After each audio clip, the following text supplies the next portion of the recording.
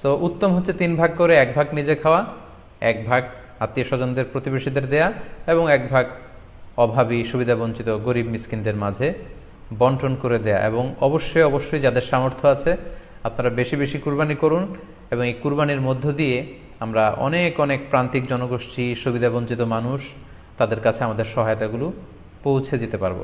খেয়াল করে শুনুন, আপনাকে বলছি 4 নম্বর পয়েন্ট হচ্ছে যে জবাইয়ের স্থান এবং বর্জ্য কুরবানির পরে এটাকে নিজ দায়িত্বে পরিচ্ছন্ন করুন।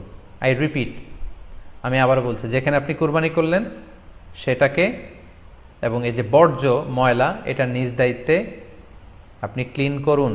সিটি কর্পোরেশনের ভাইয়েরা সরকারি তত্ত্বাবধানে সারা বাংলাদেশের এই সব বর্জ্য আসলে পরিষ্কার করা সম্ভব না। জরিপে এসেছে যে 50 লক্ষ গরু জবাই করা হয় প্রত্যেকটা কুরবানির ঈদে।